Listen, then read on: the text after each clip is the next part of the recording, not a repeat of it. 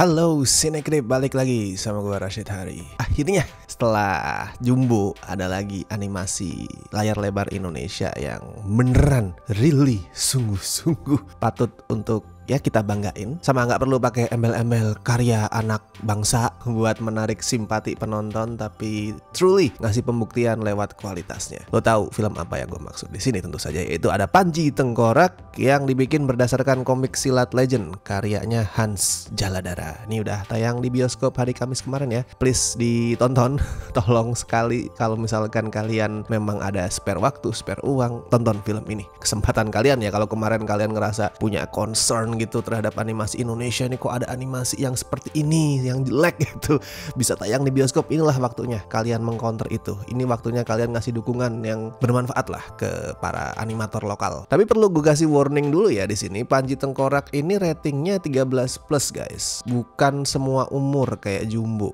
Itu perlu dikasih perhatian ya. Jadi bukan animasi bocil. Hati-hati kalau misalkan lu mau ngajak adik lo, ponakan, anak, siapapun itu yang masih di bawah 13 tahun, lu mesti hati-hati di sini. Ini bukan animasi anak-anak, which is fine. Jangan sampai nih ya gue denger nanti ada orang komplain, buset ini kenapa animasi tapi kok kayak gini, ceritanya dark, banyak yang sadis gitu. Animasi itu tidak melulu untuk anak-anak ya kawan-kawan, please ini digarisbawahi. Orang sini aja yang masih sering salah kaprah soal itu, nganggep kalau animasi itu adalah kartun, itu adalah konsumsi khusus anak-anak. Orang dewasa gak suka sama animasi, kalau ada animasi itu udah pasti tontonan bocil. Nah itu masih salah kaprah. Dan sebenarnya hal ini juga yang bikin gue semakin appreciate sama Panji Tengkorak. Panji Tengkorak itu ngebuktiin kalau animasi juga bisa punya cerita yang kelam, punya cerita yang dewasa, di actionnya itu bisa masukin gore, fine semua itu. Dan kalau ngomongin karakter si Panji ya, yang tengkorak di sini bukan yang milenium guys. Panji Tengkorak yang di sini bahkan karakternya sendiri digambarin sebagai sosok yang sangat kompleks sebenarnya. I mean di sini dia berubah jadi seorang pendekar ilmu hitam yang haus darah, kan alasannya, motivasinya adalah karena dikuasai sama dendam setelah istrinya yang namanya Murni itu dibunuh sama perompak. Dan pada saat kita pertama kali kenal sosok si Panji, dia ini bukan hero, sama sekali bukan hero. Ya nanti seiring waktu dia mulai berproses ya, hatinya lebih lembut, lebih mau membantu sesama. Tapi pada saat awal kita ngelihat dia, Panji Tengkorak adalah sosok anti-hero. Dia bukan anti-hero palsu ya, bukan sebatas sok edgy gitu, enggak. Dia beneran anti-hero. Dia adalah orang yang rela ngebiarin warga sipil, rakyat jelata itu mati asalkan tujuan dia bisa terpenuhi. Dia punya misi, dia punya goal, dan untuk mencapai goal itu dia mau ngelakuin apa aja. Tapi ya nanti kayak tadi gue bilang ya, seiring durasi dia mulai berproses, mulai lebih punya hati nurani lah. Dan bagian paling badass dari karakter Panji Tengkorak itu buat gue adalah ini, topengnya, bukan kacamata, topengnya itu bagian paling badass. Karena topengnya itu kan dia ambil dari tengkorak istrinya, dari kuburan dia ambil terus dia pakai. Dan itu bukan gaya-gayaan, bukan sok edgy, bukan pengen sok keren, no. Itu adalah cara dia supaya si Murni itu bisa ngelihat apa yang dia lihat. Karena kan gini, anggap nih tengkorak ya, anggap kacamata ini tengkorak, dan kebetulan nih kacamata juga bolong nih. Anggap ini tengkorak ya. Panji melihat semua hal di dunia ini dengan matanya, tapi si Murni udah nggak bisa, si Murni udah mati. So cara Panji untuk ya let's say membuat si Murni ikut merasakan kehidupan, ikut merasakan pembalasan yang dilakuin adalah dengan memposisikan si Murni dalam perspektif yang sama kayak dia. Dipakai tuh tengkoraknya set. Nah kan kayak gini seolah-olah mereka berdua itu bisa melihat hal yang sama. Buat gue itu badass tapi sekaligus puitis, romantis. In a very fucked up way ya.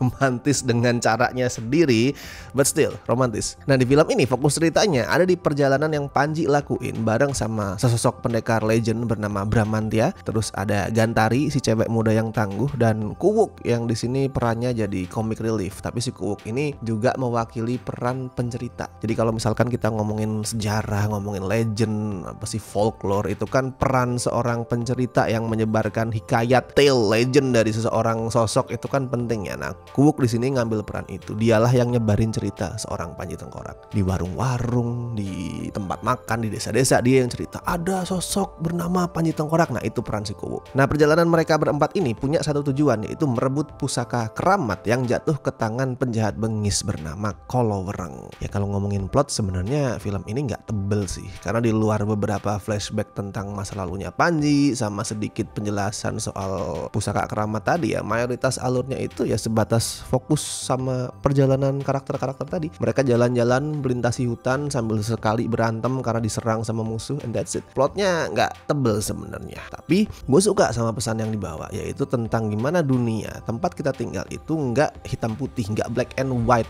nggak sesederhana itu guys. Orang yang kelihatannya baik dari muka mungkin polos gitu belum tentu sebenarnya baik. Dan sebaliknya, orang yang sekilas tuh jahat malah mungkin justru orang baik. Orang yang mukanya serem gitu misalkan, bisa jadi dia justru punya hati yang baik. Dan itu diwakili banget ya sama final battle-nya yang BTW bisa lu lihat juga di trailernya. So ini bukan spoiler. Di final battle-nya itu kan si protagonis, si Panji itu aura tubuhnya malah hitam tuh, yang identik sama kejahatan gitu kan. Sedangkan si antagonis aura tubuhnya itu putih. Jadi di sini peran antara hitam dan putih itu dibalik, lebih ambigu lah. Oke, ngomongin battle nih, karena tadi udah sempat gue mention ya final battle. Battlenya itu brutal.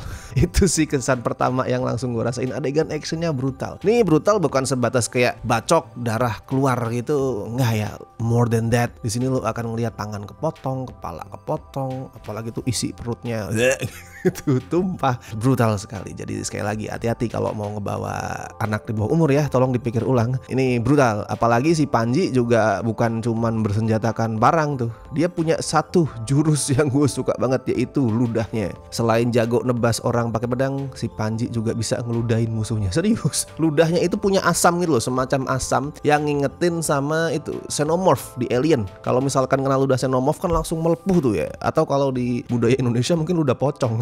Mirip-mirip itulah antara dua itu.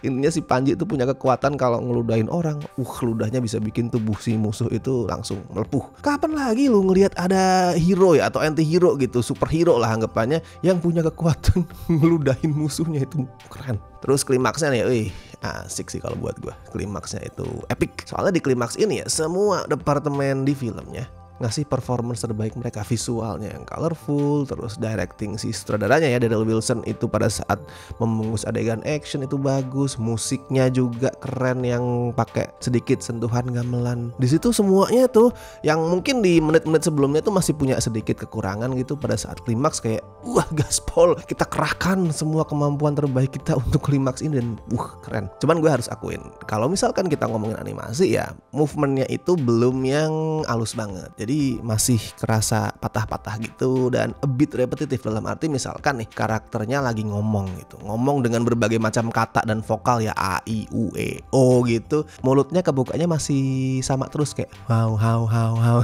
gitu, masih agak repetitif, belum yang variatif banget. Dan gue rasa orang yang membuat film ini pun paham kalau mereka masih bisa lebih baik lagi, and that's fine. Gue bilang fine bukan sebatas kayak ya udahlah kita maklumi kekurangannya, animasi Indonesia masih merangkak, jadi kalau ada kekurangan tolong dimaafkan, ya enggak. Gue bukan sebatas itu, walaupun yalah kita tetap harus sadar diri kalau mau mengkritik tuh, ngelihat juga nih achievement animasi kita tuh sampai mana. Cuman gue bilang fine bukan sebatas karena itu, tapi karena Panji Tengkorak bisa nutupin satu kekurangan tadi dengan kelebihan-kelebihan yang lain. Misal yang sempat gue mention juga tuh di trailer reaction waktu itu ya, soal desain karakter yang kreatif banget, terutama si main antagonisnya nih, yang kayak gabungan antara Gear 5-nya Luffy sama Dr. Ock-nya Spider-Man, Dr. Octopus.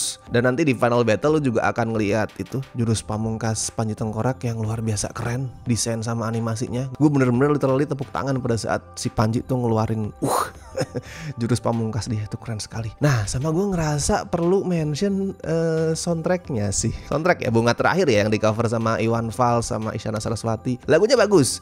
Ya bukan kapasitas gue sih membahas detail lagu, gue nggak terlalu mengerti mendalam soal musik, tapi buat gue lagunya tuh soulful, penuh emosi, catchy juga. Bahkan sampai di perjalanan pulang tuh gue sama istri masih berkali-kali nyanyiin lagu itu. Dan gue rasa pembuat film ini juga seneng banget ya sama lagunya, sangat-sangat mencintai lagu itu, ngefans banget sama coveran Bunga Terakhir Pak Iwan dan Isyana. Saking ngefansnya, Bunga Terakhir ini nongol di sepanjang film yang durasinya cuma sekitar 94 menit ini sampai 6 kali guys. Buset, gue ngitung loh gue, ini 6 kali lagunya keluar. Sekali muncul di kredit, terus 2 kali nongol cuman sayup-sayup gitu pakai efek dan terdengar nggak terlalu jelas lah. 3 kali ini muncul full di tengah film, nggak full dari awal sampai akhir ya, tapi bener-bener diperdengarkan musiknya dengan jelas. Banyak itu, dan versinya sama, nggak kemudian kemudian 6 kali itu ada berbagai macam versi ya, misalkan instrumental atau aransemen beda dibikin genre yang lain, enggak. Bahkan ada satu part nih, flashback soal masa lalunya Panji sama Murni. Itu dialognya lagi banyak banget, dialognya banyak, dialognya kenceng, lagunya juga nggak kalah kenceng, tumpang tindih gitu loh, tabrakan, kayak anjir ini gue harus dengerin lagunya apa dengerin dialognya. Itu agak sayang sih. Tapi di sisi lain ya, pada saat selesai nonton tuh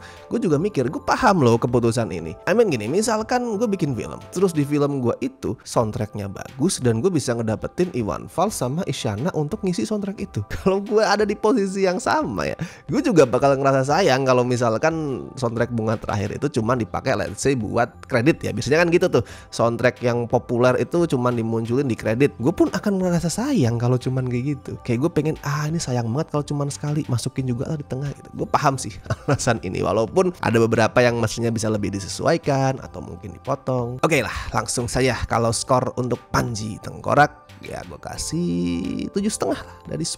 Sekali lagi memang harus diakui belum sempurna, masih banyak PR yang mesti dibenerin di proyek-proyek kedepannya, tapi ini bagus. Inilah sesuatu yang semestinya kita dukung. Lu tonton di bioskop buat ngasih dukungan ya ke animator Indonesia yang sungguh-sungguh berniat bikin karya terbaik yang bertujuan untuk memajukan animasi itu sendiri, bukan sebatas mau aji mumpung atau niatan-niatan buruk yang lain. Ini beneran pengen bikin karya sebaik mungkin. So let's support them, oke? Dan buat yang sudah nonton silakan juga bagiin opini kalian, bisa di kolom komentar, bisa juga isi reviewnya di scorefilm.com, silahkan ramaikan. Dan makasih banget buat teman-teman yang masih setia join membership Cinecrip ya, terutama beliau-beliau ini dari Dear Bestie dan La Familia. Thank you banget. Silakan buat yang pengen dapat benefit-benefitnya join membership. Oke, dan gue Rashid Haris. Sampai ketemu di review-review berikutnya.